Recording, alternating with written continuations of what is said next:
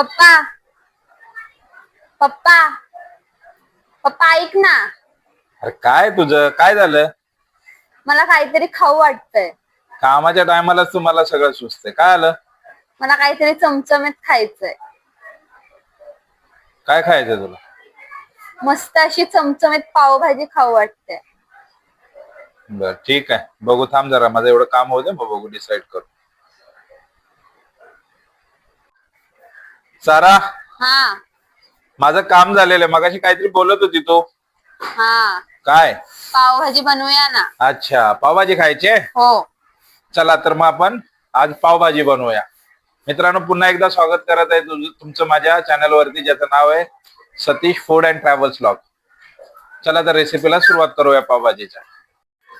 इथे पावभाजीसाठी आपण मित्रांनो भाज्या घेतलेल्या आहेत, त्या आता आपण शिजवून घेणार आहे. आणि भाज्यांमध्ये आता काय काय घेतले आपण ते पाहूया. बटाटे घेतले, फ्लावर घेतलेला आहे,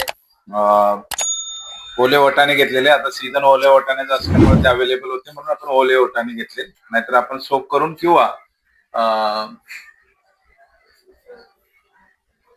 फ्रोझन वटाणे वापरले असते, पण आता सीझन असल्यामुळे आपल्याकडे अवेलेबल आहे. त्याच्यानंतर शिमला मिरची घेतलेली आहे. तर चला आता आपण हे भाज्या शिजवायला टाकूया.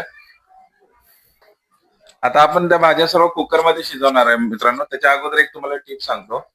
भाज्या शिजवायच्या अगोदर थोडस तेल टाकून थोड्याशा फ्राय करून घ्यायच्या, जेणेकरून भाज्यांमधला जो उघरट चव आहे ती निघून जाते. जसं की फ्लावर मध्ये थोडीशी उघरट असते, त्याच्यानंतर तुमचं शिमला मिरची थोडीशी उघरट असते, तर ते थोडस प्रमाण कमी होतं आणि त्याच्यामुळं चांगली टेस्ट आहे. चला तर आपलं कुकर गरम झालेलं आहे. आता आपण त्याच्यामध्ये तेल टाकून घेऊया. थोडस असं तेल टाकून घ्यायचंय.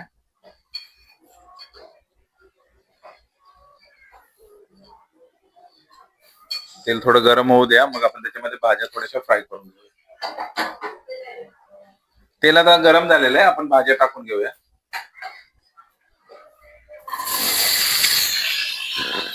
मिनिटासाठी आपण हे सर्व भाज्या थोड्याशा फ्राय करून घेतलेल्या आहेत. आता आपण याच्यामध्ये पाणी टाकूया, थोडस मीठ टाकून शिजायला ठेवूया. थोडस मीठ टाकूया.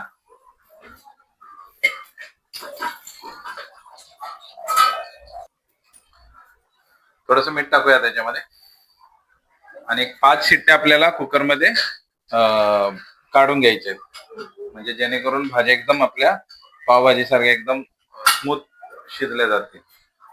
तर चला तर मग आता आपण 5 शिट्ट्या झाल्यानंतर परत बघूया पुढची रेसिपी.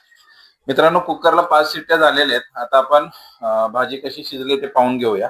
चला तर आपण कुकर उघडूया.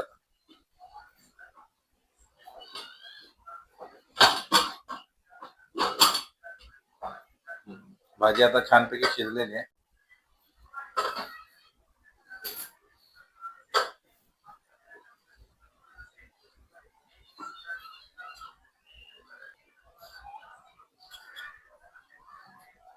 बटाटे वगैरे छानपैकी शिजलेले आहेत. आता आपल्याला याला फोडणी द्यायची आहे. चल, सॉरी मित्रांनो, आता आपल्याला याला स्मॅश करून घ्यायचे आणि त्याच्यानंतर फोडणी द्यायची. चला तर आता आपण याला स्मॅश करून घेऊया. मित्रांनो, एक स्मॅश करताना एक मोठासा झारा घ्यायचा, कारण ते खूप गरम असल्यामुळे भाजू शकतं. स्मॅशर थोडा छोटा आहे आमच्याकडे, तर अगोदर त्यासाठी आपण झाऱ्याने स्मॅश करून घेऊया, नंतर मग स्मॅशरने स्मॅश करूया. तर बघा, अशा प्रकारे स्मॅश करून घ्यायचंय.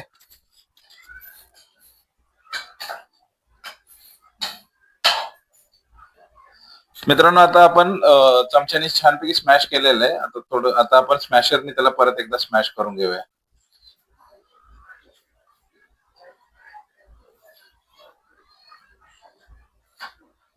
मित्रांनो, जर तुमच्याकडे स्मॅशर नसेल तर तुम्ही तांब्याच्या साहाय्याने सुद्धा हे स्मॅश करू शकता. अशा प्रकारचा एक तांब्या घ्यायचा मोठा, आणि त्याच्याने सुद्धा तुम्ही ते स्मॅश करू शकता. बघा, असं तुम्ही तांब्याच्या साहाय्याने पण त्याला छानपैकी स्मॅश करू शकता, जर तुमच्याकडे स्मॅशर नसेल तर. मित्रांनो, भाजी छानपैकी स्मॅश करून झालेली आहे. आता याला आपल्याला फोडणी द्यायची आहे नाही, आणि फोडणी देण्यासाठी लागणारे साहित्य आता आपण बघूया आणि त्यानंतर फोडणीची पण तयारी करूया. तर मित्रांनो, आपण फोडणीसाठी घेतलेलं साहित्य आहे, बारीक चिरून घेतलेला कांदा आहे, टमाटर चिरून घेतलेलं आहे बारीक, त्यानंतर लाल तिखट आहे, त्याच्यानंतर पावभाजी मसाला घेतलेला आहे एव्हरेस्टचा, बटर घेतलेलं आहे आणि अद्रक लसूणची पेस्ट घेतलेली आहे. तर चला आता आपण फोडणी देऊ. तर मित्रांनो, आपण एक कढई घेतलेली आहे, कढई नाही, पातेलं घेतलेलं आहे आणि त्याच्यामध्ये आता आपण एक 3 चमचे तेल टाकणार आहे फोडणीसाठी.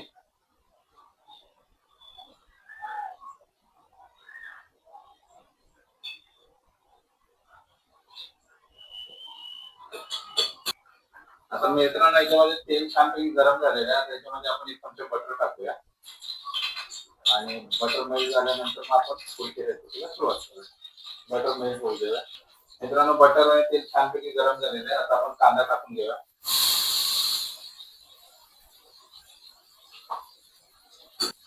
2 मीडियम साईजचे कांदे घेतलेले मित्रांनो.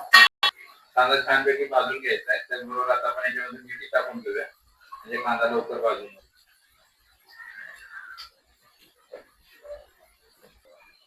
मित्रांनो, कांदा चांगला भाजलेला आहे, ब्राऊन झालेला आहे. तर आपण याच्यामध्ये 3 चमचे अद्रक लसूण पेस्ट टाकूया.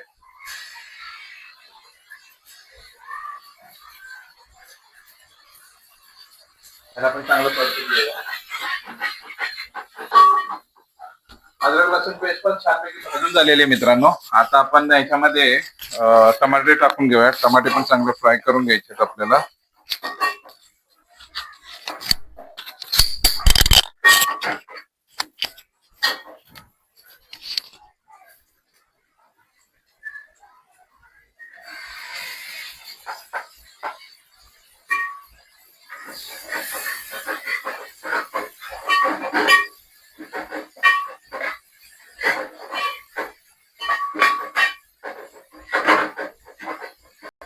टमाटे पण आता छानपैकी शिजवून घेऊया जरासा. आता याला आपण झाकून एक 5 मिनिटासाठी शिजवून घेऊया, म्हणजे टमाटे आपले चांगले सॉफ्ट होतील. हा, लो फ्लेम वरती. मित्रांनो, 5 मिनिटं झालेले आहेत आणि आपला टमाटा पण चांगला शिजलेला आहे. आता या ठिकाणी आपल्याला टमाट्याला थोडस स्मॅश करून घ्यायचं आहे. आपण टमाट्याला छानपैकी स्मॅश करून घेऊया.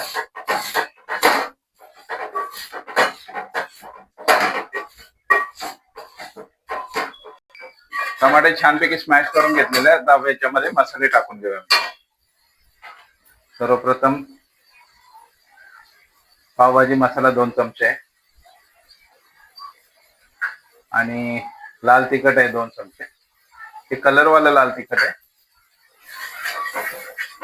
याला पण छानपैकी भाजून घेऊया.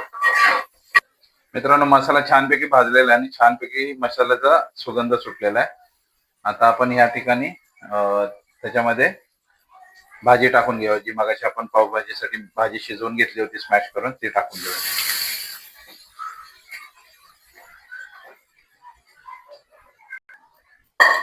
छानपैकी सुगंध सुटलेला आहे मित्रांनो आणि आपण भाजी टाकून घेतलेल्या आता सर्व एकजीव करून एक उकळी येऊ देऊया. आपण त्याला छानपैकी भाजून घेऊया.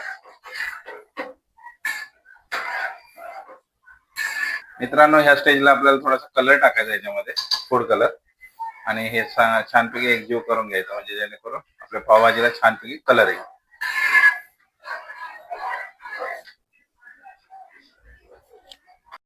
मित्रांनो, आपली पावभाजी अशा प्रकारे रेडी झालेली आहे. आता आपण याला थोडंसं गार्निश करूया.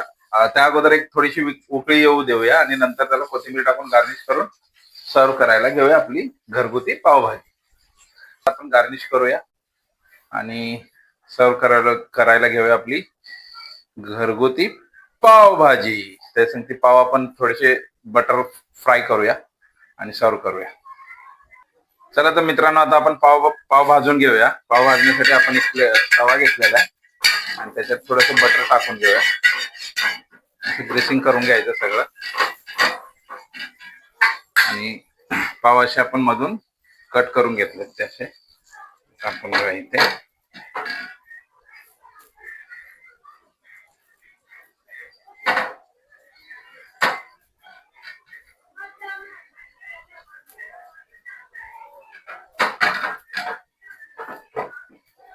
छानपैकी असे भाजून घ्यायचे बटर मध्ये.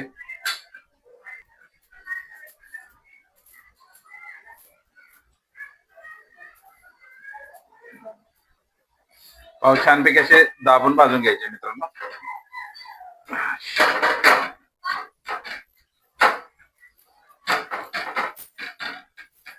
आणि आता आपले पाव छानपैकी भाजून झालेले, तर आता आपण सर्व करूया घरगुती पावभाजी. बघा छानपैकी आपली पावभाजी तयार झालेली. आता आपण सर्व करूया.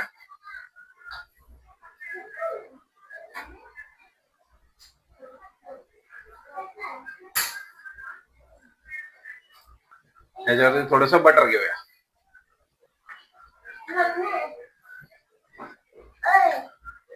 चला तर मग या खायला झणझणीत अशी आपली चमचमीत पावभाजी. काय मग आवडली ना रेसिपी? जर रेसिपी आणि व्हिडिओ आवडला असेल तर लाईक करा, शेअर करा, सबस्क्राईब करा, कमेंट करायला विसरू नका आणि आपल्या फेसबुक पेजला नक्की फॉलो करा.